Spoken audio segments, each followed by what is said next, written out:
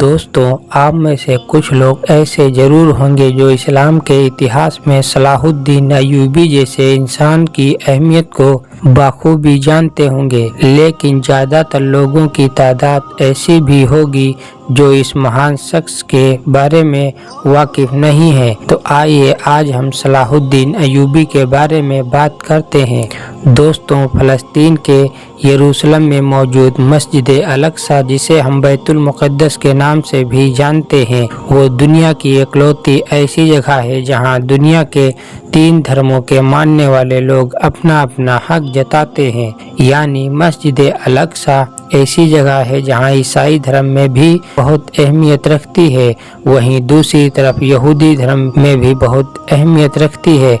तीसरी तरफ इस्लाम के मानने वाले लोग भी ज़्यादातर मस्जिद अल-अक़सा को अहमियत देते हैं। उसकी वजह यह है कि बैतुल मुक़द्दस को इस्लाम का दिल भी माना जाता है, क्योंकि वह क़िबले अव्वल भी है। दोस्तों, आज हम बात करने वाले हैं ऐसे एक बहादुर जाबाज योद्धा के बारे में जिसने बैतुल मुक़द्दस को फतह किया, और उस शख्स को दुनिया सलाहुद्दीन अय्यूबी के नाम से भी जानती है। हालांकि हम लोग जानते हैं कि सलाहुद्दीन अय्यूबी ने बैतुल मुक़द्दस को जालिम यहूदियों से छीना था, यानी फतह किया था। सलाहुद्दीन अय्यूबी की पैदाइश 1838 ईस्वी में हुई। आपका पूरा नाम सुल्तान सलाहुद्दीन यूसुफ बिन अय्यूबी था।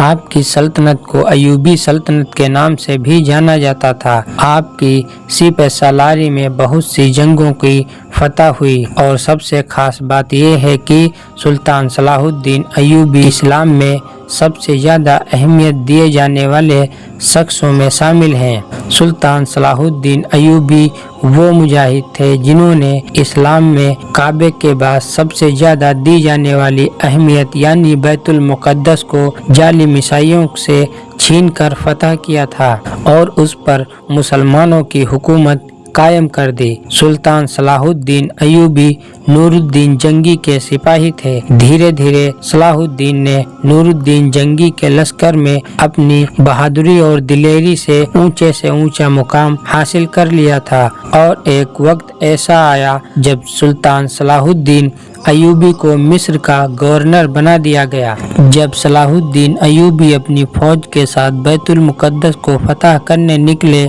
और फिर हित्तीन के मैदान में ईसाई और मुसलमानों की फौज आमने सामने हुई। फिर बहुत खतरनाक जंग हुई जिसमें मुसलमानों ने ईसाइयों की फौज का सफाया करना शुरू कर दिया। सुल्तान सलाहुद्दीन अय्यूबी की फौज जालिम ईसाइयों की फौज का सफाया करना शुरू कर दिया और धीरे धीरे बैतुल मुक़द्दस की तरफ बढ़ने लगी। सुल्तान सलाहुद्दीन अय्यूबी ने अपने घोड़े की रफ्तार बढ़ाई और बैतुल मुक़द्दस पर इस्लाम का परचम बुलंद कर दिया। जब सलाहुद्दीन अय्यूबी अपनी पूरी शान और शौकत के साथ बैतुल मुक़द्दस में दाखिल हुए तो कैदी ईसाइयों को लगा कि अब हमारा कत्ल कर दिया जाएगा, क्योंकि हमने मुसलमानों पर बहुत जुल्म किया था। लेकिन सलाहुद्दीन अय्यूबी ने ऐसा कुछ भी नहीं किया और उनके साथ रहम दिली दिखाई और अपने अपने मजहब में रहने का हुक्म दिया। जब बैतुल मुक़द्दस को फतह होने की खबर पूरी दुनिया में फैल गई तो तमाम यहूदी देश मिलकर एक बड़ा लश्कर तैयार करने लगे और वो लश्कर लेकर फ़लस्तीन की तरफ रवाना हुए। उनकी फौज की तादाद लगभग 6 लाख से अधिक थी। वहीं सुल्तान सलाहुद्दीन अय्यूबी के पास 1000 का ही लश्कर था, लेकिन कई अरसा जंग हुई और सुल्तान सलाहुद्दीन अय्यूबी को ईसाई फौज नहीं हरा सकी। सुल्तान सलाहुद्दीन अय्यूबी एक बहुत ही रहमदिल इंसान थे और गरीबों की मदद किया करते थे।